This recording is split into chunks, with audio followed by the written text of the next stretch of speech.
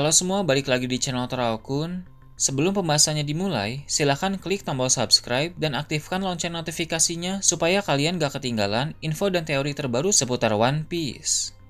Buat kalian yang mau informasi tambahan soal SBS atau databook, kalian bisa follow Instagram Toraokun. Di sana admin akan memposting soal SBS, databook, dan berbagai teori singkat. Sekarang lanjut ke pembahasan.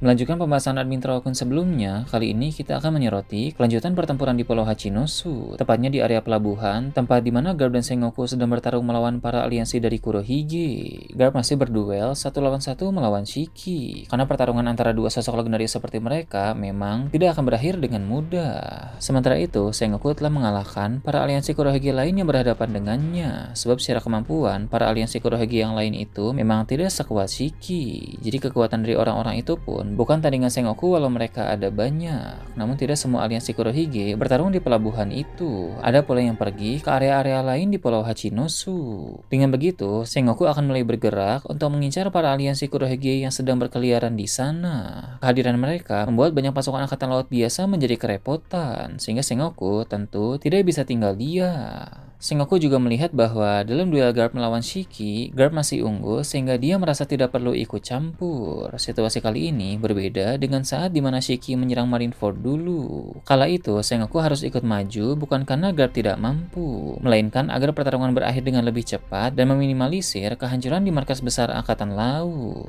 Nah, sedangkan sekarang ini, tentu kehancuran seperti apapun yang akan terjadi dalam duel Garp melawan Shiki bukan masalah bagi Sengoku, sebab lokasi mereka bertarung adalah Pulau Hachinosu. Jadi, Sengoku menyerahkan sepenuhnya Shiki kepada Garp saja, tidak peduli kehancurannya akan sebesar apa, yang penting Garp bisa menang. Shiki yang sedang bertarung melawan Garp pun bisa melihat pergerakan dari Sengoku, sehingga dia bilang rupanya rekan Garp itu sedang sangat sibuk. Garp lalu berkata sebaiknya fokus saja pada musuh di hadapan Shiki saat ini. Kemudian Garp mulai melancarkan teknik tinju yang sangat kuat. Shiki menghindar lalu menerbangkan objek-objek di sekitar untuk segera menyerang Garp, tapi Garp mampu memukul hancur semua benda itu. Kemudian diperlihatkan juga band Backman yang sedang bertarung melawan banyak anak buah Kurohige. Mereka mencoba mengepung dan menyerangnya dari berbagai arah, tapi semua itu percuma saja di hadapan sosok band Backman. Band Backman terlalu kuat untuk para bawahan biasa seperti mereka, jadi band Backman tidak merasa kesulitan sama sekali. Tiba-tiba datang seorang karakter baru dari aliansi kuat Kurohige. Dia menyerang band Backman dengan suatu teknik serangan kuat secara mendadak, tapi untungnya mampu dihindari tepat waktu oleh band Backman. Aliansi Kurohige yang satu ini mengenal Ben Beckman secara pribadi karena dia juga berasal dari wilayah North Blue. Ia pun berkata akhirnya ada kesempatan bagi mereka untuk bertarung. Dulu dia dan Ben Beckman sama-sama punya nama besar di wilayah North Blue sewaktu mereka masih sangat muda dan belum menjadi anggota bajak laut. Keduanya terkenal karena sering bertarung dan mengalahkan banyak orang di sana, tapi mereka berdua belum pernah berduel satu sama lain. Maka sang bajak laut itu pun merasa inilah momen yang tepat untuk membuktikan siapa yang lebih kuat antara dirinya dan Ben Beckman. Ben Beckman sebenarnya tidak terlalu peduli dengan persaingan konyol seperti itu, tapi berhubung orang itu merupakan salah satu aliansi kuat Kurohige, maka dia akan meladeni tantangan dari orang itu, sekaligus membereskan para aliansi kuat Kurohige yang berpotensi akan merepotkan nanti. Ben Beckman pun sempat tersenyum kecil lalu bilang dia akan mengakhiri pertarungan ini dengan sangat cepat. Jadi Ben Beckman sangat percaya diri bahwa kemampuan yang dia miliki berada jauh di atas aliansi Kurohige itu, sehingga dia merasa duel mereka tidak akan lama. Dulu dia dan Ben Beckman memang memiliki reputasi yang sama-sama hebat di wilayah North Blue. Namun yang setara itu hanya reputasinya saja. Kalau soal kekuatan, orang itu masih di bawah Ben Beckman. Bahkan menurut Ben Beckman sendiri, kekuatan orang itu juga masih berada di bawah level Kizaru dan Kuzan. Itulah mengapa Ben Beckman berkata bahwa dia bisa membereskan pertarungan ini dengan cepat. Bajak laut tersebut pun kesal mendengar perkataan dari Ben Beckman, sehingga dia langsung bersiap untuk menyerang. Orang ini memakai tongkat sebagai senjata dan dia mulai melapisi tongkat tersebut dengan Boishochaku Haki. Ben Beckman pun hanya akan menatapnya dengan sangat tenang, menanti serangan apa yang akan dia lancarkan. Seperti yang kita tahu, salah satu fungsi dari Kenbushaku Haki adalah merasakan seberapa besar kekuatan dari serangan musuh itu. Jadi jika Ben Beckman terlihat sangat tenang seperti ini, itu artinya dia bisa merasakan dengan Kenbushaku Hakinya bahwa serangan yang akan dilancarkan oleh orang itu bukanlah serangan yang berbahaya. Sementara itu di tempat lain di Pulau Hachinosu, ada Hongo yang sedang bertarung melawan S-Hawk atau Seraphim Mihawk. Seperti yang telah Admin Terokun bahas sebelumnya, Hongo sudah melihat ada sesuatu yang hendak dilakukan oleh para kru Kurohige di dalam bangunan tengkorak, sebab mereka masuk ke sana sambil disusul oleh para bajak laut Akagami yang lain. Dugaan itu memang benar, karena Kurohige memiliki rencana rahasia yang harus dilakukan oleh krunya di dalam bangunan tengkorak itu. Hongo ingin ke sana juga, tapi dia masih harus bertarung menghadapi S-Hawk. Setelah saling serang beberapa saat, Hongo pun mendapat celah untuk melancarkan serangan telak dengan menggunakan Bushisaku Haki yang kuat. Serangan ini memang belum membuat S-Hawk kalah, tapi setidaknya dia terlempar cukup jauh sehingga Hongo bisa pergi dari sana. S-Hawk yang terhempas pun menabrak salah satu bangunan di dekat Vice Admiral Momo Usagi dan Vice Admiral Tokikake yang sekarang sedang bertarung melawan S-Shark alias Seraphim Jinbei. Ulah Katarina Devon dalam menjelma menjadi Gorosei Saturn telah memberi Seraphim sebuah perintah, yaitu membuat mereka berada di pihak Kurohige.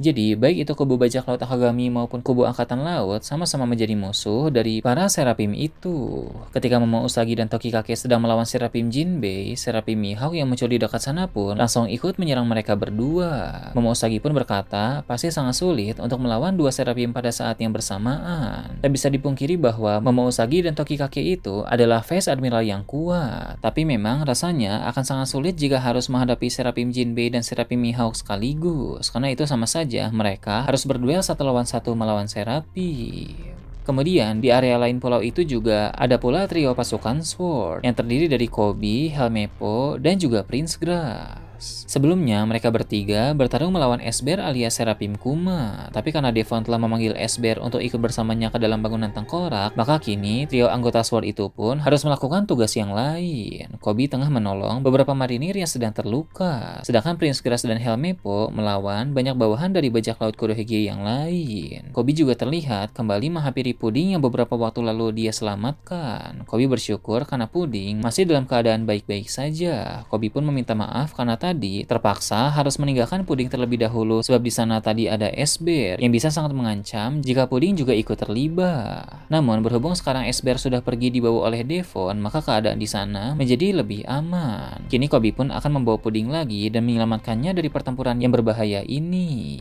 Meski merasa gengsi, tapi Puding berterima kasih kepada Koby. Dia juga berkata, tak lama lagi kakaknya pasti akan datang ke pulau ini. Jadi sebentar lagi Puding tidak akan merepotkan Koby lagi. Koby sempat bertanya, memang siapa kakak dari Puding? Puding menjawab, kakaknya yang dimaksud itu adalah Katakuri beserta para anak-anak Big Mom yang lain. Koby pun terkejut karena dia baru tahu bahwa Puding ternyata adalah anak dari Yonko Big Mom. Koby juga ingat bahwa dulu orang bernama Katakuri yang disebutkan tadi pernah berduel dan dikalahkan oleh Luffy. Puding pun bilang setelah ibu mereka yaitu Big Mom kalah dan hilang kabar di perang Wano Kuni, kini bajak laut Big Mom dipimpin oleh Katakuri. Jadi pasti nanti yang akan datang menjemputnya adalah Katakuri. Setelah ini, sepertinya Katakuri akan menjalin hubungan baik dengan Koby, karena Koby sudah menyelamatkan adiknya yaitu Puding. Bahkan Katakuri juga berpotensi ikut terlibat dalam pertempuran di Pulau Hachinosu sebagai aksi balas dendam kepada bajak laut Kurohige. Beralih ke tempat lain yang jauh dari sana, Wano Kuni juga disorot. Momonosuke telah menerima laporan melalui Denden Mushi dari Carrot bahwa Pulau Zou baru-baru ini diserang oleh pihak lain, tapi para Sokuming sudah berhasil memukul mundur para musuh itu. Seperti yang Admin Terokun bahas beberapa waktu yang lalu, belum lama ini memang ada beberapa organisasi dunia bawah yang menyerang Zou untuk mencari Road Poneglyph, tapi mereka gagal karena Sokuming mampu bertarung dengan sangat baik. Mendengar itu pun membuat Momonosuke menjadi cukup cemas, tapi Carrot akan mencoba menenangkan Momonosuke. Alasan Carrot melaporkan hal ini bukan untuk mencemaskan Momonosuke dan yang lain, tapi hanya untuk sekadar memberi kabar. Setelah selesai berbicara melalui Denden Mushi, Momonosuke pun menceritakan itu kepada Sukiyaki dan para sarung pedang merah. Sukiyaki bilang bahwa keadaan dunia sekarang memang sedang sangat panas. Sukiyaki yakin ini adalah permulaan menuju perang besar berskala global. Dia juga tahu bahwa para samurai akan punya peran signifikan karena mereka lah penjaga senjata kuno Pluton. Seperti yang telah dikonfirmasi dalam arc Wano Kuni, Pluton memang berada di bawah negeri itu. Jika Momonosuke memutuskan untuk membuka Wano Kuni nanti, maka Pluton pun akan bisa dikeluarkan dari sana. Beralih ke Pulau Karaibari, pertempuran antara Cross Guild melawan Angkatan Laut masih terus berlanjut. Saat ini, Ryokugyus sedang dalam proses pemulihan dengan tumbuhan penyembuh dari kekuatan buah iblis Mori Mori no Mi. Sementara itu, Fujitora yang belum lama ini tiba tengah mengambil alih duel melawan Mihao. Pertarungan mereka berjalan dengan sangat panas. Krokodil yang sedang bertarung melawan Seraphim versi dirinya sendiri atau bisa disebut es krokodil berhasil melancarkan serangan kuat untuk menghempaskannya cukup jauh. Walau tentu Seraphim itu masih belum kalah. Krokodil pun ingin mencari kesempatan untuk menyerang Ryokugyu yang sedang memulihkan diri, tapi beberapa Vice Admiral yang dibawa oleh Fujitora langsung menghalanginya. Sementara itu, tiba-tiba terjadi kehebohan besar di bagian pantai Pulau Karaibari. Rupanya, ada organisasi dunia bawah yang datang ke tempat itu. Sebelumnya, Bagi memang sudah memanggil seluruh aliansi Cross Guild untuk datang berkumpul di sana. Bahkan, dia memanggil semua organisasi di luar aliansi mereka yang ingin mendapatkan bayaran untuk datang ke sana juga. Belum diketahui organisasi yang datang ini para aliansi itu atau bukan, tapi yang jelas mereka akan membantu Cross Guild dalam pertempuran di sana.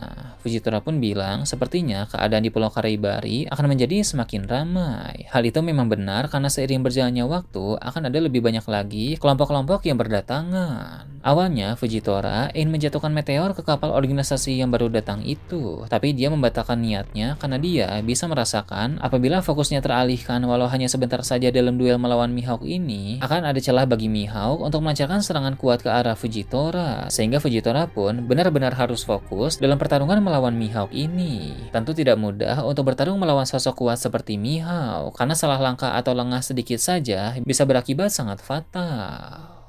Berpindah ke Pulau Elbaf, diperlihatkan kelanjutan dari pertempuran yang terjadi di area sekolah Walrus. Ada 3 raksasa kuat yang datang ke tempat itu. Kemudian mereka membantu Frankie dan Bunny dalam pertarungan menghadapi Killingham. Namun kini Somers sudah ikut campur sehingga terpaksa 3 raksasa itu harus menghadapi Ksatria Suci berkekuatan tanaman berduri tersebut. Dalam pertarungan itu, ketiga raksasa ini akan memakai beragam teknik kuat yang masing-masing mereka miliki. Mereka juga tampaknya sudah sering bertarung dan berlatih bersama, sehingga mampu beraksi dengan sangat kompak serta memiliki beberapa jurus gabungan. Somers sempat terkena beberapa serangan dari mereka, tapi dia langsung bisa beregenerasi kembali. Sang Ksatria Suci itu pun akan mulai bertarung dengan lebih serius, sehingga dia menciptakan banyak tanaman berduri besar untuk menyerang para raksasa itu. Nah, itu tadi berbagai hal menarik pada pembahasan channel Toraokun kali ini. Gimana menurut kalian? Silahkan tulis di kolom komentar di bawah. Oke, segitu aja untuk pembahasan kali ini. Jangan lupa like, share, dan subscribe untuk video menarik selanjutnya. Gue Toraokun, Shambles.